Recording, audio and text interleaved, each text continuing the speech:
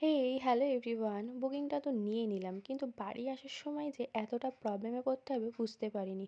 তো দিনটি ছিল জুলাইয়ের 25 তারিখ। আমি আমার সময় মতো বাড়ির থেকে বার হয়ে যাই। আর সেদিন সকাল থেকেই এত বৃষ্টি হচ্ছিল যে আমি টেনশনে পড়ে গেছিলাম।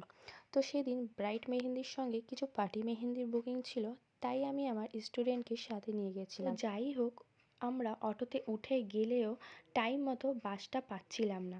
তো ওখানে দাঁড়িয়ে 40 মিনিট মতো ওয়েট করার পর ক্লায়েন্টের বাড়িতে কল করে ব্যাপারটা জানানো মাত্রই ওনারা বলল কোনো সমস্যা নেই, বাসটা ওরকম লেটেই আসে। তো কিছুক্ষণ পরই বাসটা পেয়ে আমরা একটু শান্তি পেলাম।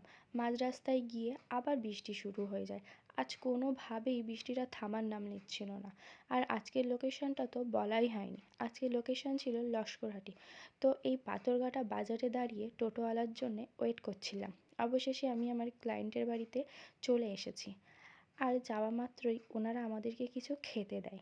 আর আমার ব্রাইড আজকে অনেক অনেক অনেক মিষ্টি দেখতে ছিল। তো ওকে ওর পছন্দ মতো মেহেন্দিটা পরিয়ে দেই। আর এতটাই ব্যস্ত ছিলাম যে একটাও ভিডিও নেওয়া হয়নি, তাই এই ফটোগুলো অ্যাড করে দিলাম। আর আজকে ব্রাইডের কাজ কেমন লেগেছে অবশ্যই জানিও।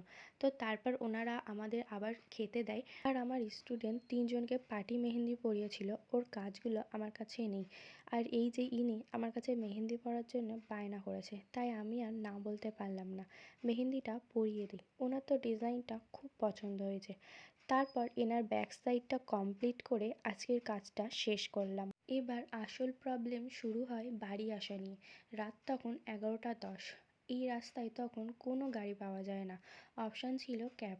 আর রাস্তাটা অফ সাইডে থাকার কারণে আমার ক্যাবে আসতে একটু টেনশন হচ্ছিল, কিন্তু ওনারা খুব দায়িত্ব নিয়ে ক্যাবটা বুক করে দেয়। তারপর আমরা ওনাদেরকে টাটা করে বাড়ি চলে আসি। আর আজকের ব্লগটা একটু লম্বা হয়ে গেছে। ব্লগটা ভালো লেগে থাকলে আমার চ্যানেলটা সাবস্ক্রাইব করে দেবে। Thanks for watching. টাটা।